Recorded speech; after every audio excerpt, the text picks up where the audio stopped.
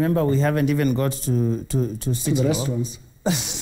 And so we need to pass through the restaurants as we go to City Hall very quickly. So the restaurants are supposed to be opened. The raft of requirements they're supposed to meet. Yvonne did a good job with that on the explainer tonight. But a lot of these people are beginning to complain that, you know, these are too stringent, that perhaps very few people are going to reopen their restaurants on the one hand. And then there is the whole question of why these restaurants, is it the right time? And are restaurants necessarily safer than all the other places that are shut down? So a lot of things going on there, Jamila. Yes, that's true. A lot of things are going on there. And I spoke about this earlier in terms of how expensive it would be for the hoteliers. I remember the gentleman you were interviewing saying there's a difference between restaurant and a hotel. So there are those costs that they'll have to bear so that they can open up their businesses. Remember, they've suffered, their employees have suffered. Those businesses that can go on as a takeaway have been doing it. But my worry is now about this testing, which would cost about 10,000 shillings for one person. And then what happens at the end of that day and they go home? What stops them from contracting this virus along the way when they go home?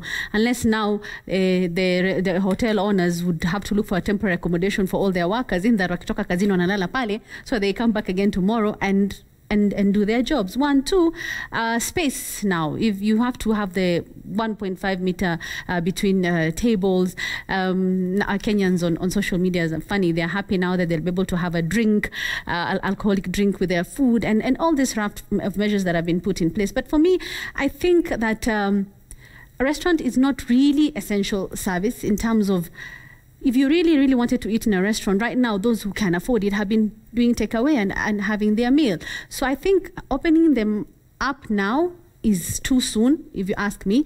I don't think we need to go that route. We need to be focusing more on mass testing and trying to contract trace people and trying to ensure we have enough masks to give away for free and have the facilities, PPEs for our healthcare providers. For me, the hotels and restaurants, too soon. Yeah, can I just sort of paint the idea of the cost of this? Because my guest earlier said for some of the smaller eateries, they would be spending upwards of 500,000 shillings just to get themselves ready.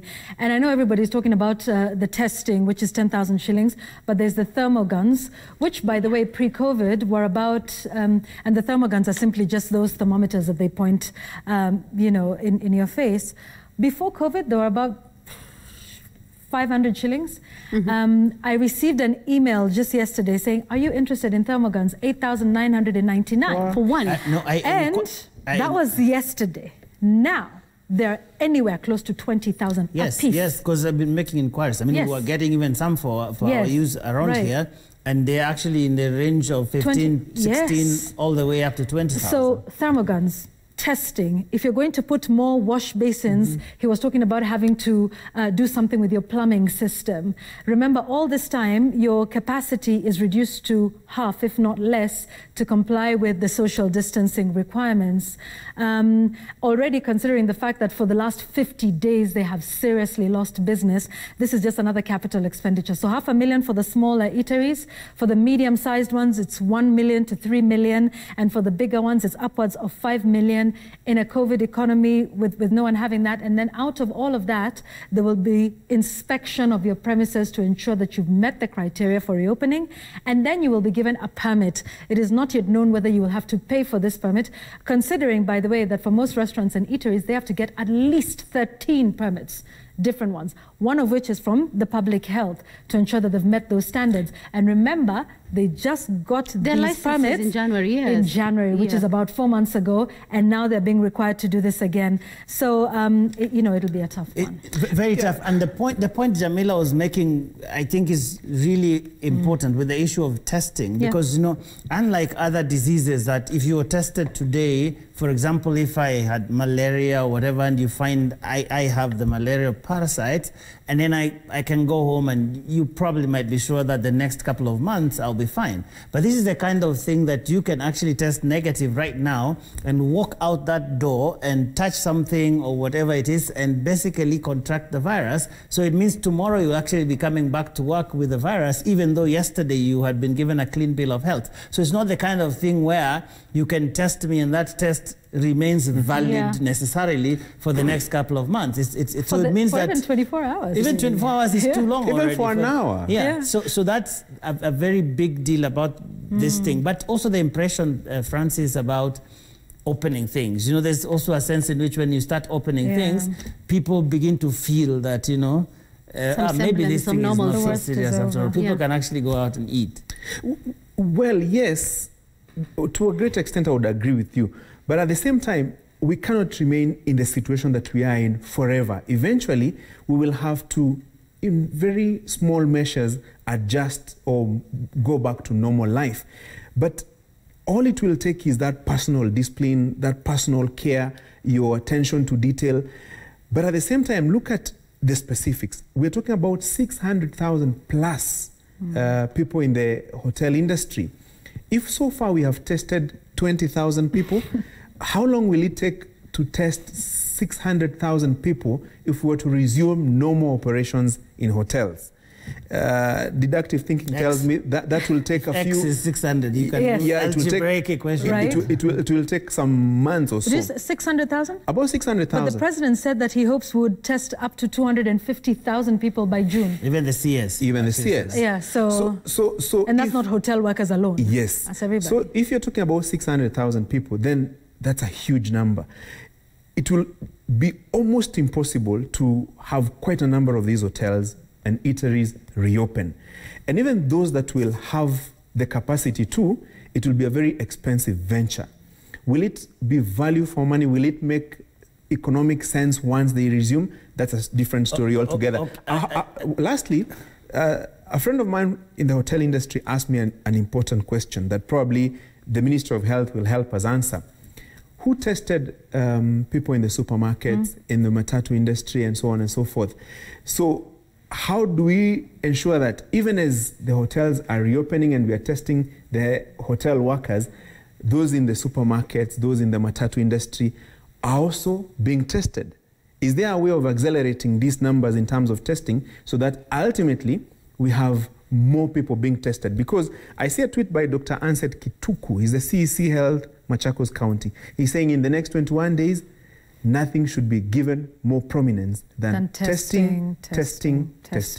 Agreed. Linus, you have the last Joe, one, it's a very short one. So yes, it's back to my point on restrictions vis-a-vis this issue of reopening restaurants.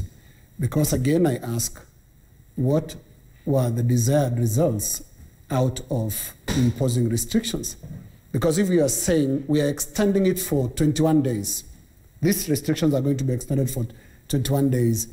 And at the same time, you're opening a conversation about resuming operations in restaurants. You see, when you look at our neighbors, Uganda, for example, their restrictions have been so strict that they can be able to place the results to it. Just this week now, they are concentrating on truck drivers because they see that as the only other avenue that infections are coming from. What is our map looking like? Because when you open restaurants, what are you saying about those who are coming in? Because people will come in for to eat, and they will not have been tested. And so they'll be exposing even the ones that have been tested. I think government needs to explain the rationale of this reopening of restaurants. Number two, Joe, is the principle of equity. There are a lot of other businesses that have been affected by these restrictions. And right now they're asking questions about why restaurants. Then there are those who also look at the broad logic. Schools are closed, for heaven's sake. Millions of children are actually home. Now, churches are also... Yeah, first church people asking, give us those social distancing. Because churches, a lot of churches are able to deliver that 1.5 meter social distancing space very, very easily. So they'd be asking this question that, why? You can have 10 services even. And why restaurants? You space them out, Why restaurants? So just a final point on this reopening of restaurants. Government must actually go back to the discipline of communication it had in the first 21 days. because we are starting to see a lot of double speak. This week we also saw the CS Treasury speaking about the possibility of opening business. So there's suddenly too many voices out of government saying different things. What does that lead to?